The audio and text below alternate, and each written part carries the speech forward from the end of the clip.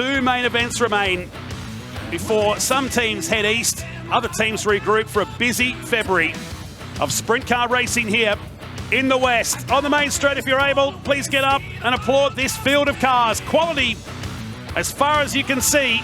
The penultimate night of Sprint Car Speedweek, because we go racing on your Friday night at the Motorplex. McFadden, Kingshott, glued to each other through turn 1. Everybody makes it through. They're busy in the middle. Kendrick trying to push forward with Inglis. You've got Jack Williamson also cruising through, but up front, it's the 2 of Kingshott. This is what I talk about. 3 and 4 wide for the minor positions, with Michael Keane trying to make it 4 wide. Door slam shut for him. Where do you look here on lap 2? Well, there's plenty going on further back, and our race leader, though, is Kingshott from McFadden. Back in 3rd place is Brad Sweet from Callum Williamson. Then there's a gap.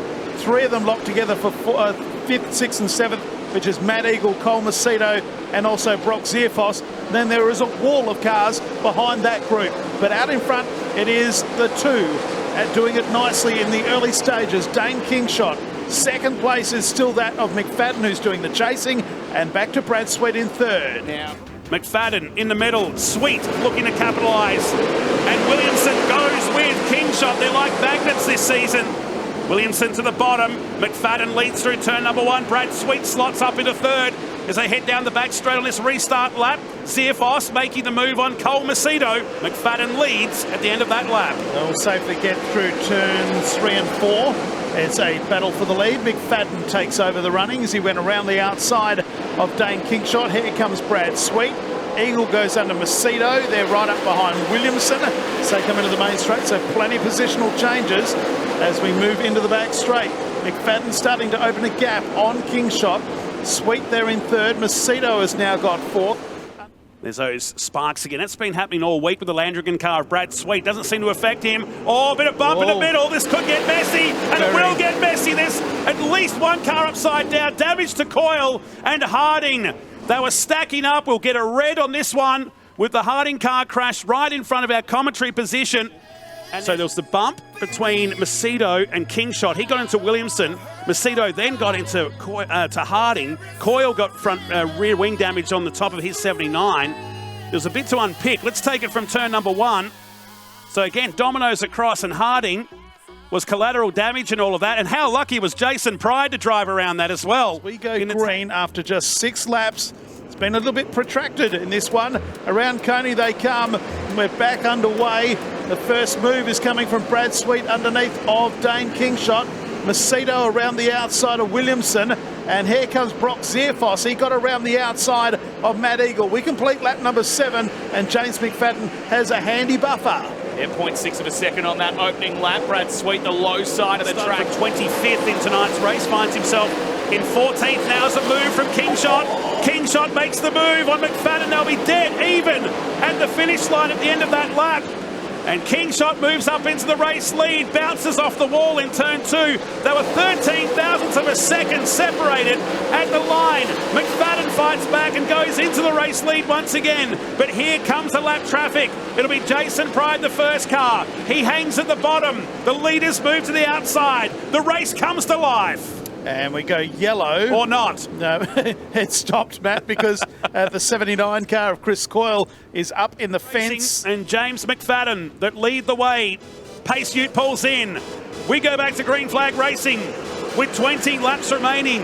It's what becoming an endurance race tonight at the Motorplex. McFadden leads. Kingshott asked the question, but is denied on the way down the Triple M back straight. Sweet drops in a 3rd position now at the end of this first lap. Macedo's behind. Sweet is stopping. Sweet is stopping. And it's a rear end failure on this car by the look of it. Out of business. All those 2 at the moment are battling for 5th and 6th position. But they are closing a bit on Brock Zierfoss to try and give the local hope in Dane Kingshott that chance to breathe back up the top of the line later as Williamson slides out of turn number 2. Takes that spot back, but Zierfoss charges his way back past him and gets himself back into 4th position. And while they're scrapping, Matt Eagle has bought into the argument too, as the leaders have split Jason Pride here on the Triple M back straight. Continues to just scoot away away as Williamson and Zierfoss get very close down the back straight once again. Once again, they keep battling for 4th and 5th position as they enter the front straight right now.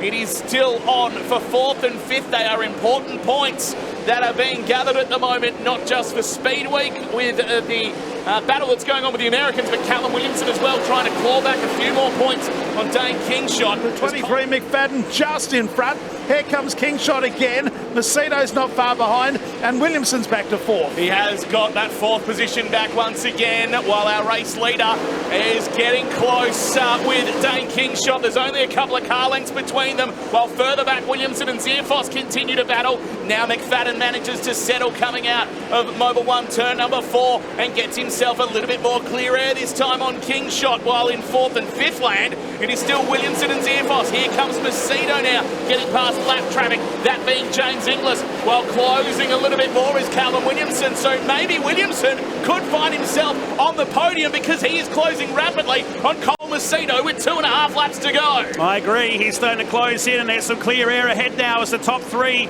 don't have traffic around them.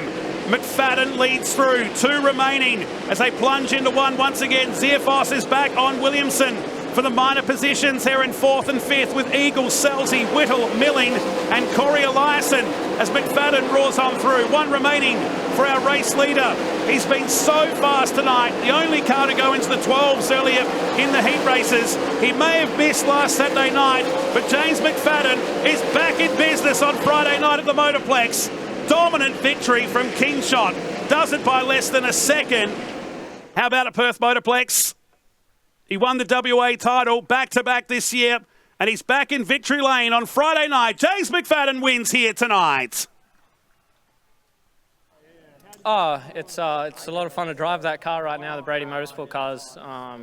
Yeah, it's unbelievably fast. Sheldon and PCB obviously give us everything we need to go fast, and Buzzy's doing a good job. The old fella, after a couple of years sitting behind a desk, he still knows how to get him around the track. So yeah, I'm the lucky one who gets to do circles in it. So yeah, hats off to those guys. They've been working their butts off, and it's a busy week over here, and it was nice to have a week off and nice to come back, you know, and win another race. So thank you to obviously to Sheldon and PCB and Holtwell, PCS, the Shock Shop, Milwaukee,